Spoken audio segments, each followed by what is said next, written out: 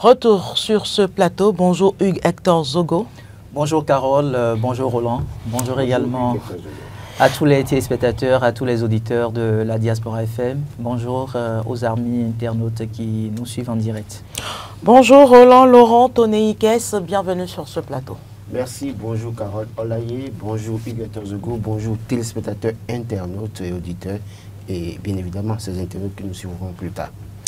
Voilà, premier sujet à débattre, politique, et nous démarrons avec l'actualité du week-end pour une victoire écrasante de la mouvance en 2026. La RN scelle l'union sacrée autour de Romuald Wadani. Voilà. Romuald Wadani, le candidat du parti politique La Renaissance, Hugues Hector Zogo. Oui, depuis donc, ce week-end tel que vous l'avez si bien annoncé, ceux qui se retrouvaient dans des supputations ont pu avoir une réponse officielle à leur démarche. Le parti Renaissance nationale soutient bel et bien la candidature de Romuald Wadani, candidat désigné de la mouvance présidentielle. Et on peut quand même se permettre de dire qu'au niveau de la mouvance présidentielle, au regard de tout ce qu'on a pu voir, que ce soit avec l'Union progressiste et le Renouveau, le bloc républicain, Mouel Bénin, on peut se permettre de dire que ce parti qui aussi se retrouve de la mouvance présidentielle a pu sortir le grand jeu. Premier défi important, le parti qui se retrouve également au niveau de son siège construit pour les militants de Renaissance nationale et qui dresse un tapis rouge. Depuis que l'annonce a été faite, c'est la toute première fois qu'un parti politique dresse un tapis rouge au candidat. C'est déjà un signal assez fort. Et quand vous suivez la présidente du parti Renaissance nationale, à travers son message de soutien. Je veux parler de la ministre conseillère à la santé auprès du président de la République, Madame Claudine Afiavi-Prudencio. Vous sentez quand même qu'il y a des dispositions d'ordre pratique qui se prennent déjà au niveau de ce parti politique. Il y a eu par exemple la proposition aux candidats désignés de la mouvance présidentielle de pouvoir accepter que le siège de Renaissance nationale abrite le siège départemental de campagne du candidat désigné. Et quand vous regardez un peu avec quelle fierté le candidat a pu accueillir cette information, vous vous dites qu'il y a forcément un travail de fond, sans doute, qui a pu se faire avec ce parti politique-là. Et je pense quand même que les nationalistes doivent pouvoir vivre une certaine fierté aujourd'hui au regard de ce défi qui a été relevé. Parce que, ne l'oubliez surtout pas, il y a, au cours de grands regroupements politiques comme ça, chacun essaye de tirer le drap de son côté. Chacun veut démontrer quand même aux candidats qu'on a les meilleurs militants susceptibles de l'accompagner jusqu'à la réussite totale, donc la réussite à partir des urnes, bien évidemment. Donc je me permets de dire aujourd'hui que le parti Renaissance nationale est arrivé à impacter le candidat.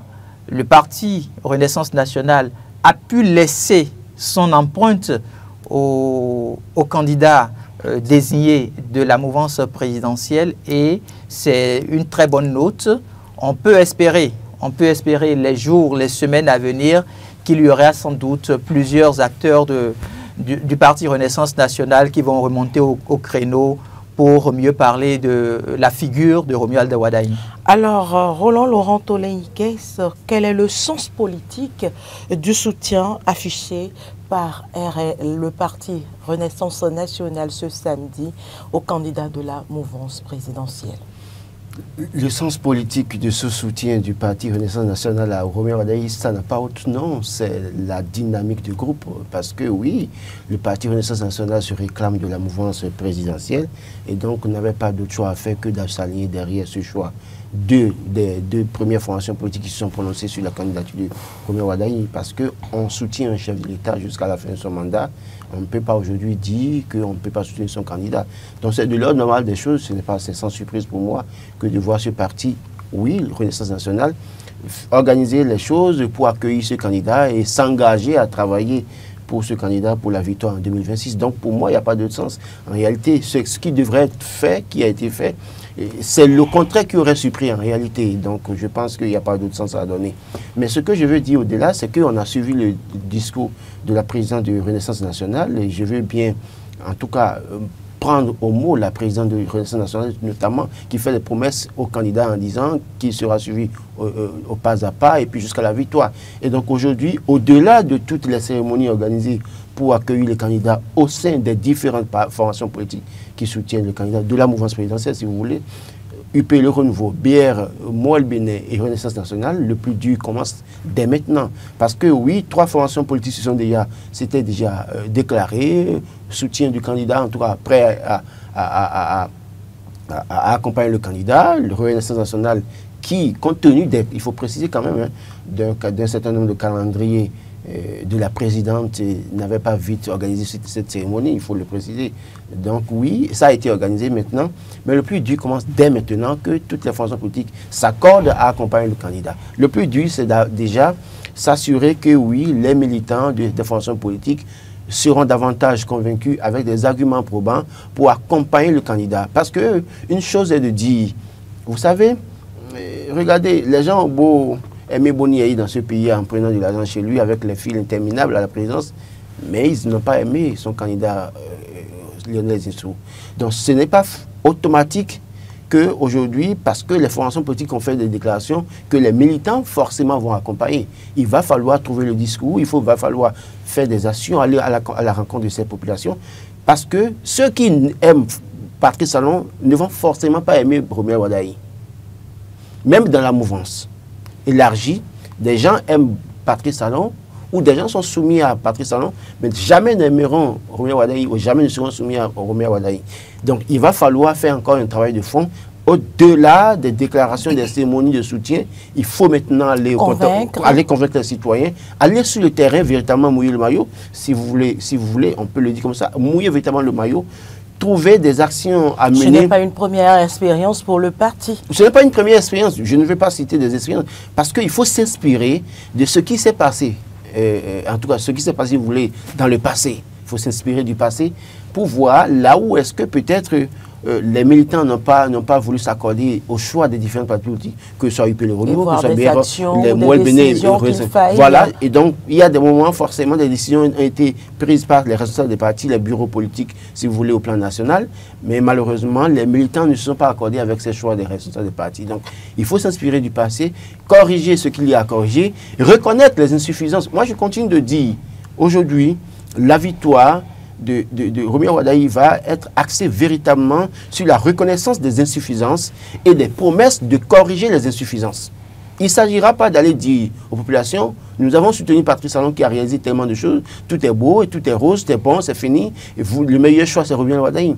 C'est d'abord la reconnaissance des insuffisances et à partir de la reconnaissance des insuffisances, faire des propositions concrètes aux populations pour dire, oui, nous reconnaissons. J'ai toujours rappelé la fameuse déclaration du chef de l'État le 1er août qui reconnaît officiellement les insuffisances et qui demande du pardon au peuple béninois. Donc oui, le discours met des actions concrètes sur le terrain, au-delà maintenant des cérémonies, de toute initiative qui ont contribué à accepter et valider le candidat.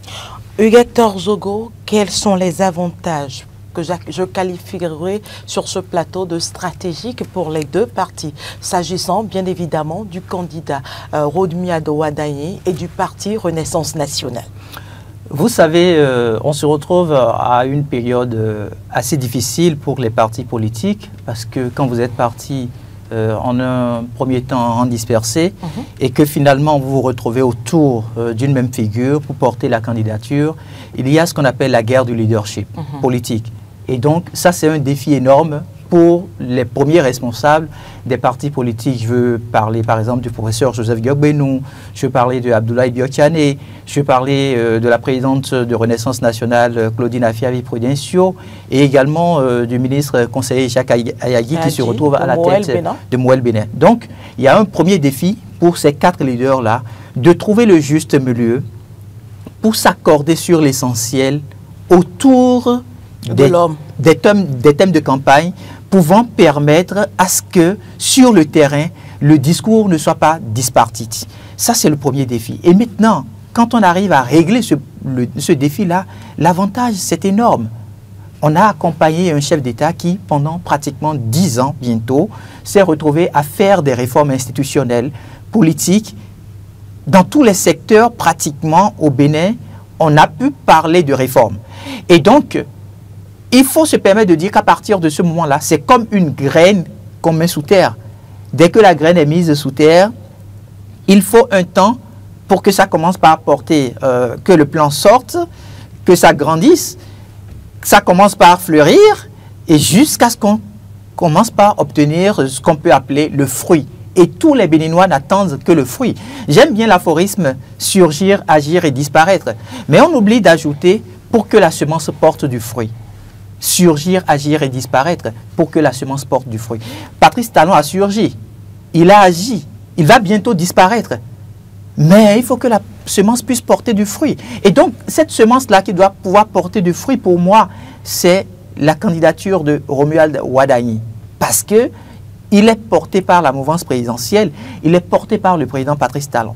Et donc, les difficultés auxquelles nous avons été confrontés, peuple béninois, pendant la mandature de Patrice Talon, ces difficultés-là ne seront forcément plus les mêmes avec Romuald Wadagni.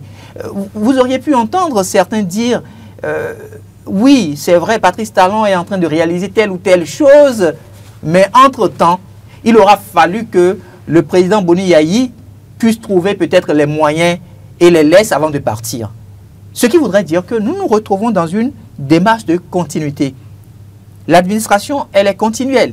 Les efforts, les sacrifices qui ont été consentis sous Patrice Talon, aujourd'hui, seront mis à l'actif du prochain président. Quoi qu'on dise, que ce soit Romuald Wadagni ou quelqu'un d'autre. Donc, pour moi, il n'y a pas grand effort que Romuald Wadagni, en tant que candidat, une fois élu, pourrait faire. Ce qui doit pouvoir maintenir, c'est la qualité de la bonne gouvernance. C'est la lutte contre la corruption. C'est de pouvoir continuer par réaliser des infrastructures économiques, des infrastructures éducatives, des infrastructures sociales, des infrastructures de santé. Et ça, ce sont les partis politiques qui doivent l'accompagner à rester ferme dans cette démarche. Et là où j'approuve la démarche, par exemple, du parti Renaissance nationale, c'est qu'il n'y a pas eu que le bureau exécutif national à cette séance-là. Il y a eu le bureau exécutif national, il y a eu également le bureau politique. Et enfin, il y a les membres coordonnateurs, ce qu'on appelle coordonnateurs départementaux. Donc ça voudrait dire que ce soit au niveau du département de la Takora, du département de la Donga, du département du Borgou, de la Libori, tous ces représentants se sont retrouvés à cette séance-là. Ils sont aujourd'hui sur la même longueur d'onde. Ils sont sur la même longueur d'onde. Et la chose exceptionnelle que je salue au niveau de ce que j'ai pu constater au cours de cette séance-là, c'est qu'il y a eu un temps réservé à la presse. Oui, vous avez la possibilité de rechercher l'information pour les populations, puisque c'est un droit constitutionnel, mais juste après, vous allez pouvoir vous retirer et permettre qu'il y ait ce qu'on appelle la séance à huis clos. Cette séance à huis clos, c'est une séance au cours de laquelle on discute de tout et de rien. Tout ce qui pourrait même fâcher, mais qui ne doit normalement pas se retrouver sur la place publique. Donc, il y a ce travail exceptionnel-là qui a été fait aujourd'hui au niveau de Renaissance nationale. En tout cas, pour les 4 formations politiques accompagnant la candidature de Romuald Wadagni, je n'ai été présent qu'à la séance de Renaissance nationale. Donc, je considère que ce travail fait par Renaissance nationale, c'est un travail exceptionnel. Et si au niveau des autres formations, c'était pratiquement la même chose, ça voudrait dire qu'il y a un signal qui est en train d'être porté aujourd'hui par la candidature de Romuald Wadagni, c'est continuons, mais travaillons toujours dans la discipline, essayons de nous parler continuons avec le dialogue. De manière très claire, quels sont les avantages aujourd'hui stratégiques pour le parti Renaissance nationale? Renaissance nationale se retrouve appartenir à la mouvance présidentielle. Renaissance nationale gagne le pouvoir d'État avec le candidat Romuald Wadagni. À partir de ce moment-là, qu'est-ce qu'il y a d'autre à faire en termes d'avantages si ce n'est que servir la République? Il n'y a pas des intérêts personnels. C'est servir la République. Quand on arrive à gagner le pouvoir d'État, c'est pour servir les populations. Ce n'est pas pour gagner de l'argent personnel. Non, on a tourné cette passe-là. Depuis pratiquement 10 ans, on a pu mettre une croix sur cette manière de voir les choses, à pouvoir se dire, oui, je vais en politique parce que je veux gagner de l'argent. La preuve, si la présidente du parti Renaissance nationale et le bureau exécutif national avaient attendu de l'argent, la proposition par exemple de ce que ce siège-là soit le siège départemental du candidat Romuald Wadagni pour les prochaines élections présidentielles n'aurait pas été faite. Parce que juste là, on ne peut pas se permettre de dire qu'il y a eu, comment on appelle, une rencontre stratégique au cours de laquelle on a discuté de ce que telle personne ou telle autre pourrait gagner. Donc pour moi, l'intérêt qui constitue un avantage, c'est de gagner le pouvoir d'État, c'est de pouvoir démontrer au président Patrice Talon qu'il a pu faire des choses extraordinaires et que par conséquent, ce parti lui reste fidèle, ce parti lui reste loyal et travaille pour que son candidat soit le candidat qui continue de diriger le Bénin à partir de 2026. Poursuivre la dynamique, donc Roland Laurent Toniguès, la même question pour eux. Écoutez, on ne participe pas à la conquête du pouvoir pour regarder les autres diriger. Écoutez, en toute chose, on participe à la conquête du pouvoir parce qu'on veut participer à la gestion du pays. Et qu'il vous souvienne qu'au lendemain de 2021, le chef de l'État, Patrice Talon, n'a pas hésité à nommer un membre de Renaissance nationale SUDBN, préfet du parti, du département de l'OME. Et puis après, on a pu voir que la présidente du parti Renaissance nationale est aujourd'hui ministre conseiller de la République. Donc oui, on ne travaille pas à la conquête du pouvoir pour rester en rade pour observer les autres faits. Je crois que participer à la campagne ou bien à la victoire de Romuald Wadagni, c'est aussi espérer participer à la gestion du pays. Et moi, j'ai toujours dit, mais pourquoi est-ce que, par exemple, moi, le Bénin, qui est un parti de la mouvance, Renaissance nationale de parti de la mouvance, on a Aboudabia Tchani, président de Bidoubière, qui est ministre d'État. Et donc, Joseph Jogbenou, on a pu voir son parcours, ministre et puis président de la Cour constitutionnelle, on a vu son parcours. Pourquoi est-ce qu'aujourd'hui, on ne fait pas de moi, le Bénin, par exemple, il y a dit un ministre complet, pourquoi on ne fait pas de Renaissance nationale, Madame Claudine Poney, ce ministre? Donc, pour moi, je dis que on ne vient pas pour dire on te soutient parce qu'on veut, pour les beaux yeux. Il faut espérer. Donc l'avantage, c'est que oui, si Romuald Wadagni devient président de la République, il est fort possible qu'il nomme quelqu'un de ministre ou bien de directeur général d'une structure d'État ou bien, je ne sais pas, préfet encore, pourquoi pas, dans cette sorte de continuité.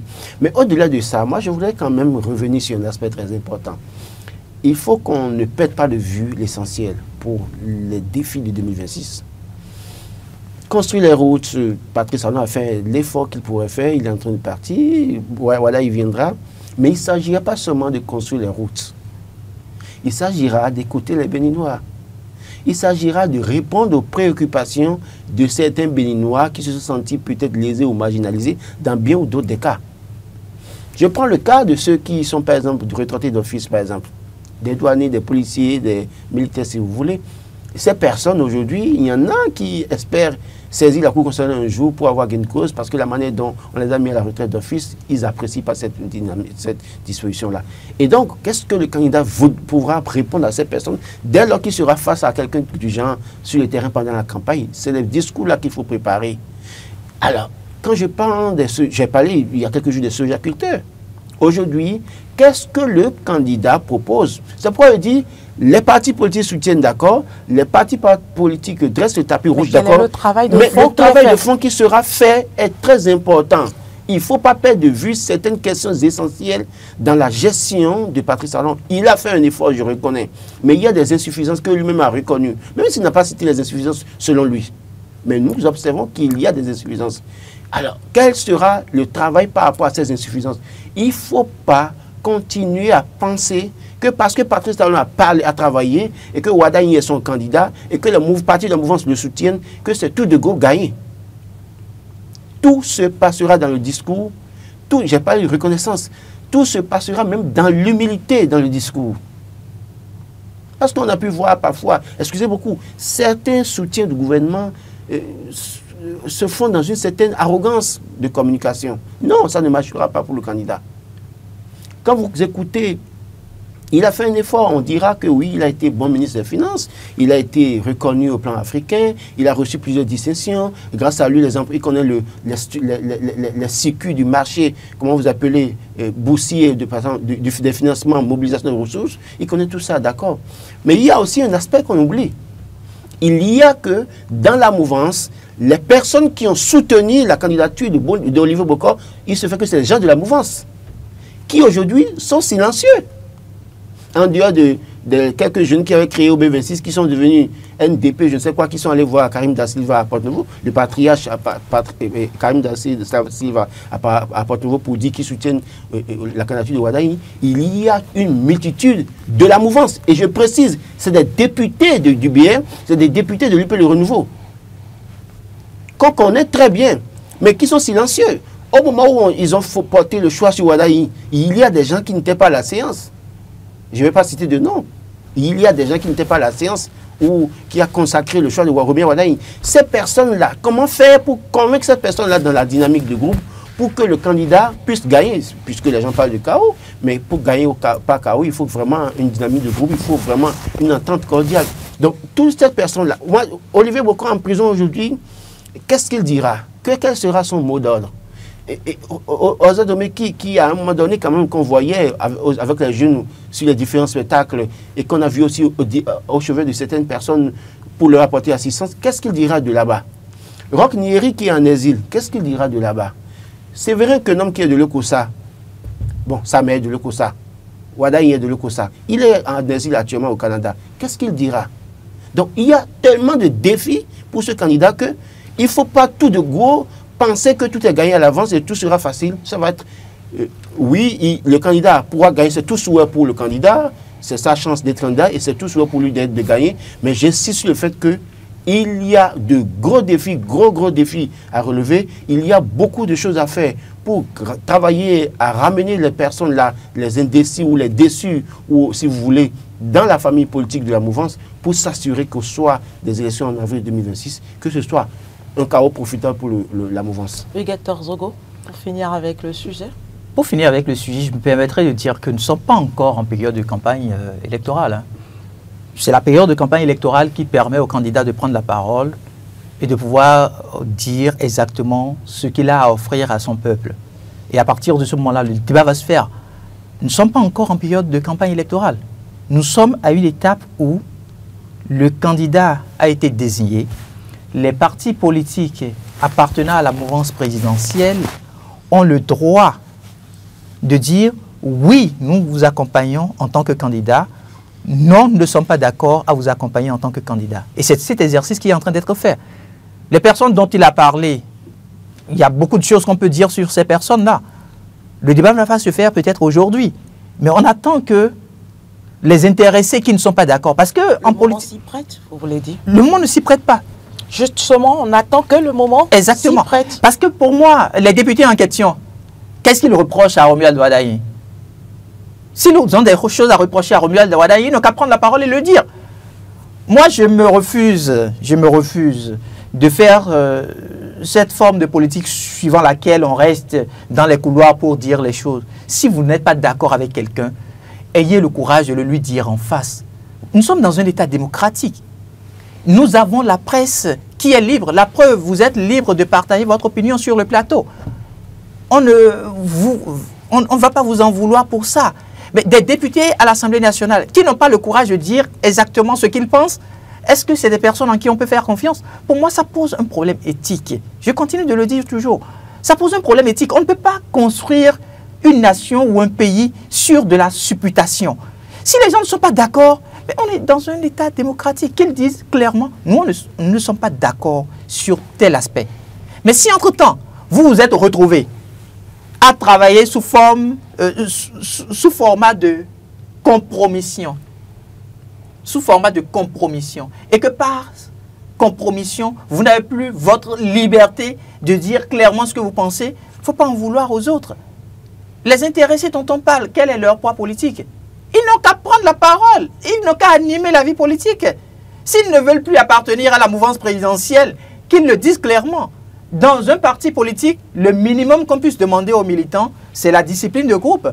Si le militant est en train d'adopter la discipline de groupe et que lui qui se retrouve être député à l'Assemblée nationale au nom du parti politique, il ne peut pas adopter la discipline, ça pose un problème éthique. Alors, Hugues-Hector Zogo, le parti Renaissance nationale, seul parti politique dirigé par une femme au Bénin depuis des années, et parti politique qui a également pu résister à beaucoup de transitions au Bénin au plan politique.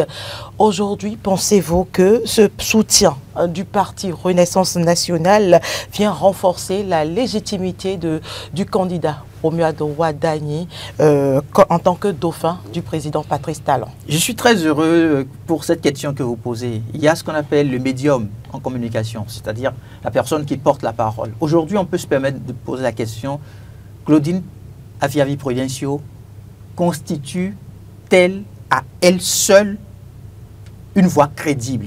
Et la réponse inéluctable est oui. C'est-à-dire, qui est la personne qui vient vers vous? Est-ce que la personne est authentique? Ça vient résoudre en fait l'équation partagée par mon confrère. Parce que le message que la personne porte, est-ce que c'est un message qu'elle-même véhicule? Quand vous prenez Madame Claudine Afiavi-Prudencio, quand vous l'écoutez, quand vous prenez la peine de suivre comment qu'elle se comporte, est-ce que le message qu'elle partage au nom de son parti politique, est-ce qu'elle-même incarne ce message-là? La réponse est oui. Vous avez suivi Renaissance nationale sur des questions d'intérêt national, bien qu'appartenant à la mouvance présidentielle, a pu avoir un regard critique. Combien de partis politiques ont pu avoir ce courage dans ce pays? Claudine Afiavi-Prudencio s'est permise, à des moments donnés, de dire « nous appartenons à la mouvance présidentielle, mais sur tel sujet, par exemple, nous ne sommes pas d'accord. » Ça n'a pas posé un problème. Parce que ça ne veut pas dire que le fait d'être de la mouvance présidentielle, que vous ayez des critiques, vous ne pouvez pas le faire. En fait, c'est ce sur quoi je voudrais qu'on se comprenne. Si vous n'êtes pas d'accord parce que vous appartenez à un cercle politique, il y a le mécanisme pour le faire. Vous deviez trouver le mécanisme adéquat pour ne pas créer encore d'autres problèmes. Mais si vous créez d'autres problèmes à partir de l'option que vous faites, là, on pourra vous interpeller. À tout moment, on peut vous dire, attention, ce que vous faites là, c'est pas bien. La preuve, hier, par exemple, il y a eu un acteur de la mouvance présidentielle qui devrait tenir une activité. Mais cette activité-là a été suspendue. On lui a recommandé de ne pas le faire. Et il a respecté. C'est ce qu'on appelle la dignité. Donc, pour moi, la personnalité de Mme Claudine Afiavi-Prudencio, est-ce que le soutien apporté aujourd'hui à la candidature de Romuald Wadagni, c'est un soutien franc? Est-ce que c'est un soutien énorme? Est-ce que ça pourra peser dans la balance? Pour être plus précis, je trouve que la réponse, elle est oui. Roland Tonneikes. Alors, je vais rectifier quelque chose. À aucun moment, je n'ai refusé le fait que les partis politiques apportent le soutien à Wadagni ou valident sa candidature. Je reconnais que c'est de l'ordre normal des choses que les partis de la mouvance soutiennent le candidat Wadagni. Mais j'insiste sur le fait que même si on n'est pas encore en campagne, il s'y est de rappeler aux formations politiques qui soutiennent le candidat les leviers sur lesquels ils doivent travailler pour que ce qu'ils font comme promesse aujourd'hui soit en réalité, la promesse soit tenue. En tout cas, pour que le candidat gagne les élections. Donc aujourd'hui, je ne suis pas dans la dynamique de... Il ne faut pas attendre la campagne pour quand même rappeler à un candidat ou à une formation politique l'essentiel qui doit être le travail à faire. Il faut quand même commencer par attirer l'attention là-dessus, parce qu'on a quand même suivi, ou on suit beaucoup de citoyens qui malheureusement estiment que le candidat a déjà gagné d'office, qu'il a déjà gagné parce que oui, il a les soutiens de Lokossa, il a les soutiens de Porte-Nouveau, et que c'est fini. C'est pas ça. Parce que tout le monde sait très bien que les communications ne sont pas véritablement... ne donnent pas pour autant de résultats sur le terrain. On communique, mais est-ce que les populations, à un moment donné, accompagnent? Et j'ai cité un certain nombre de personnes. Je l'ai dit, et quand j'ai parlé de ceux qui ont soutenu Olivier Boucan, par exemple, ce matin, j'ai vu à la une d'un journal les mouvements OB affûtent leurs âmes. Et j'ai pu voir Jean-Claude Nyolonfou, un jeune qui a créé les pépinières d'Olivier Bocor et qui a lancé ça à Sokolo Gaucher et Olivier Bocor. Je l'ai vu à la une du journal communal Info. Et on voit les mouvements OB affûtent leurs âmes. Ils affûtent leurs âmes pour aller où? Pour faire quoi? Donc, c'est autant de choses. Et c'est pour ça que moi, journaliste, ça m'intéresse. Je te pose la question de savoir, est-ce que réellement, aujourd'hui, au-delà des dispositions qui sont prises pour valider la candidature, pour soutenir la candidature, il faut quand même avoir un regard vers ces personnes automatiquement, en même temps pour les repêcher. Parce que, comme je l'ai dit, c'est bien des gens des formations politiques.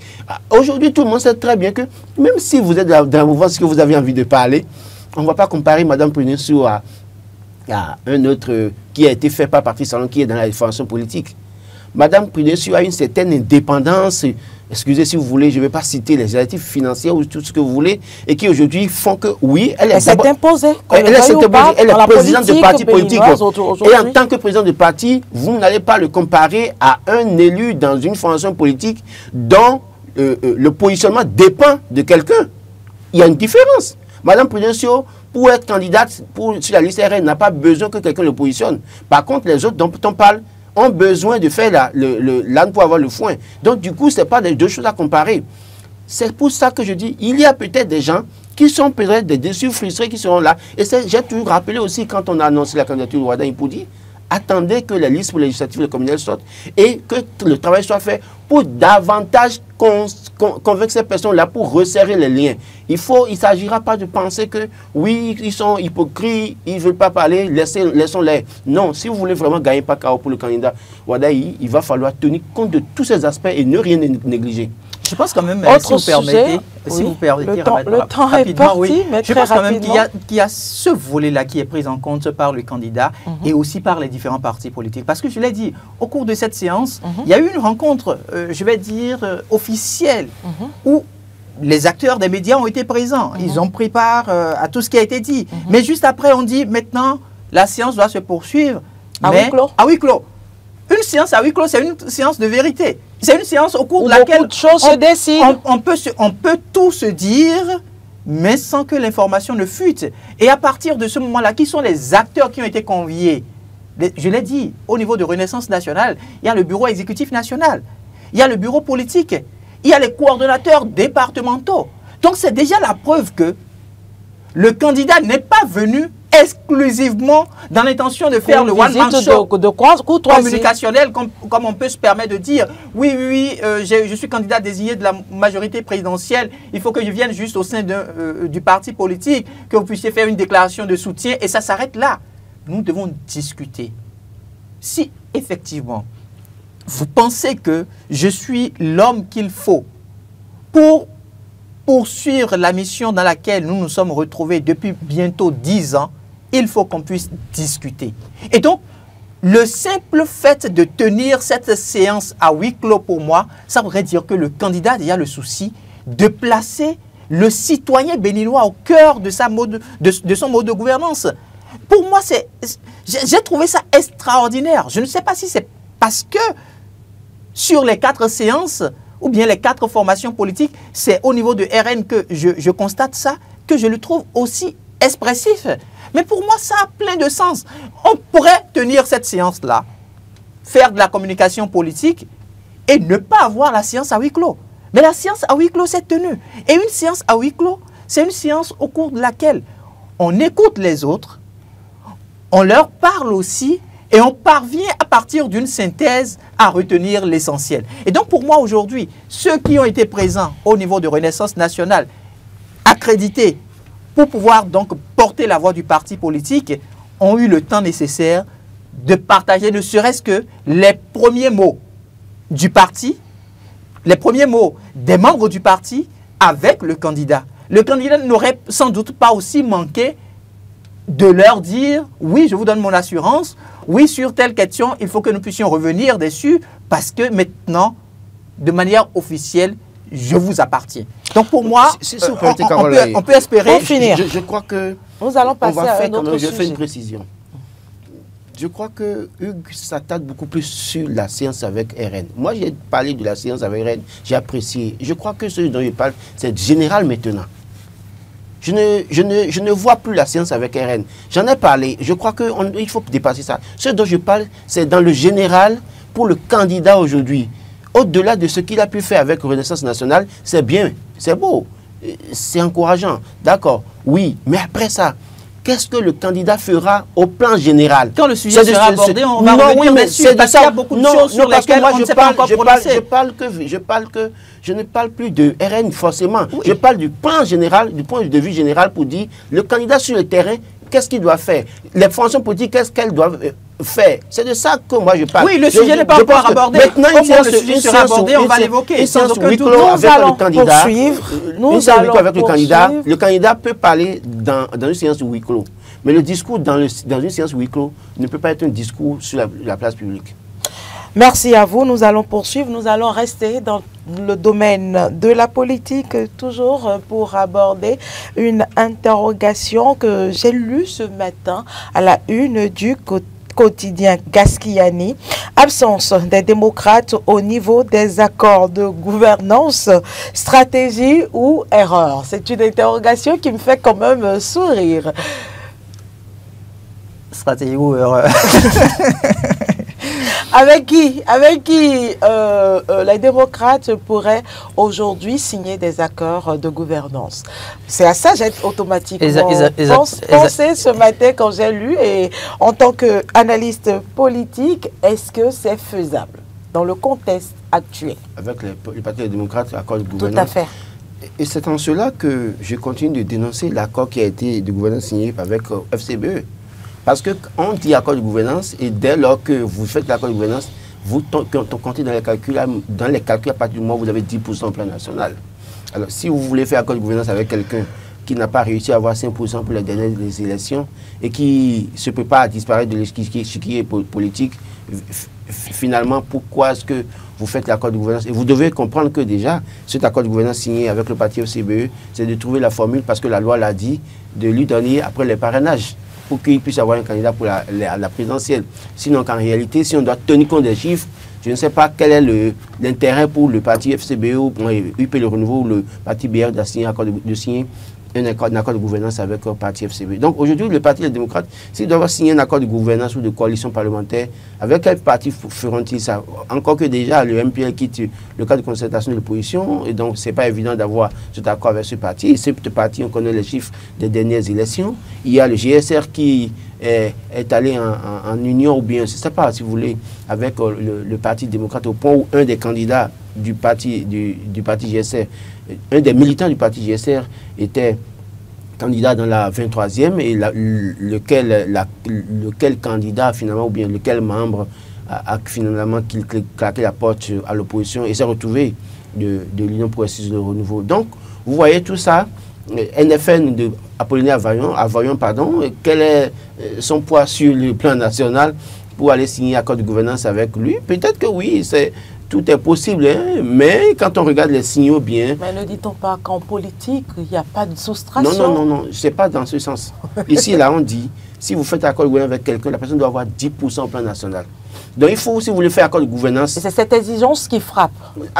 La personne doit avoir 10% au plan national, c'est ça qui va vous arranger. Donc, si vous faites accord avec quelqu'un que la personne n'a pas 10% au plan national, ça ne vous arrange pas. Ça n'impacte pas. Voilà, donc, au fond, quand on regarde ça, si vous voulez faire accord de gouvernance avec quelqu'un qui ne pèsera pas plus que 1% ou bien 0,1%, à quoi bon? Autant mieux rester seul peut-être pour se battre, pour aller, ou soit alors que les autres peut-être mettre égaux de côté et disent, bon, finalement, nous nous fondons tous dans le Parti des démocrates, nous allons renforcer le parti, nous irons aux élections ensemble, peut-être ça, mais ce n'est pas, ils ne seront jamais d'accord parce que chacun veut exister. Donc, aujourd'hui, formellement, accord de gouvernance pour les partis des démocrates avec d'autres formations politiques, c'est pas évident parce que il faut quand même espérer que ce parti ait 10% d'abord avant de tenir, ce qui pourrait vous arranger. Donc si par exemple il y a accord de gouvernance et que le parti, les démocrates, a réussi à avoir 10% au plan national et que les autres formations aussi ont 10%, ça les arrange. Maintenant, quand ils vont faire l'accord et que les autres n'auront pas 10%, vous imaginez, ils seront soumis au calcul des 20% par circonscription électorale et ça va pas être facile. Roland, Hugues Hector Zogo, sur la question très rapidement avant de retrouver l'horoscope du jour.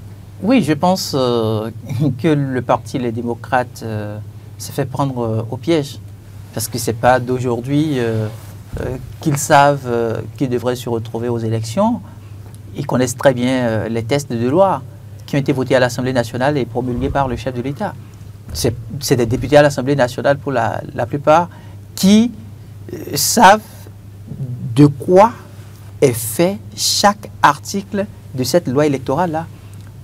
Mais comment est-ce qu'ils se sont comportés durant toute la période? Comment est-ce qu'ils ont traité les autres partis de l'opposition? C'est ça le vrai débat. Parce que s'il y avait effectivement eu une très bonne cohésion au sein de l'opposition, je pense que la difficulté face à laquelle le parti se retrouve aujourd'hui, cette difficulté n'aurait pas eu raison d'être. Comment est-ce que le parti Les Démocrates a pu prendre les autres acteurs de l'opposition au sérieux? Au moment où ils se retrouvent pour les discussions sur les questions d'intérêt national, comment est-ce qu'on les traite? Est-ce qu'on les traite de la même manière qu'on traite peut-être un député du parti Les Démocrates? Parce que la finalité, c'est de pouvoir arracher le pouvoir d'État des mains de Patrice Talon. Mais s'ils n'ont pas pu tenir compte de ces réalités-là, et ils ont joué tout le temps sur la carte de l'ego, ça les rattrape. Et donc, ils vont juste constater les pots cassés. Moi, je suis très embêté parce que quand on se retrouve à fin de mandat présidentiel, on a l'impression que systématiquement, celui qui est en train de finir le pouvoir, il a la possibilité de faire élire aussi facilement son candidat. Mais c'est une erreur. C'est une erreur puisque toutes les cartes se rejouent et vous vous retrouvez au même pied d'égalité. Que ce soit les acteurs de la mouvance ou les acteurs de l'opposition, dès qu'on partirait pour les élections présidentielles de 2026, on se retrouve au même pied d'égalité. Donc ça voudrait dire que si le parti ou les partis de l'opposition avaient vraiment travaillé pour impacter la conscience collective des Béninois, ça aurait été très facile pour eux d'arracher le pouvoir d'État des mains de Patrice Talon. La preuve, Patrice Talon l'a prouvé que c'est possible. Il était en exil. Il a quitté l'exil, il est rentré au Bénin. Les institutions ont travaillé avec le pouvoir en place d'alors, c'est-à-dire le pouvoir de Boni Yayi. Mais Patrice Talon a arraché le pouvoir d'État.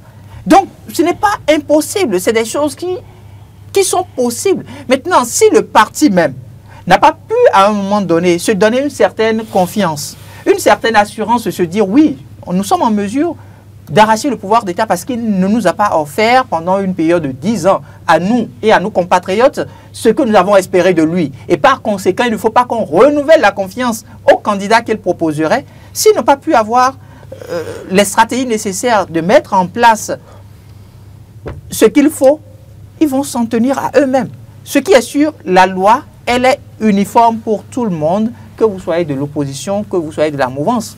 Maintenant, si l'opposition n'a pas d'autres cartes sur la main pour faire l'accord de gouvernance, on ne peut pas en vouloir aux députés à l'Assemblée nationale qui ont voté cette loi. Zogo, merci. C'est moi qui vous remercie. Roland, Laurent, Tonéi,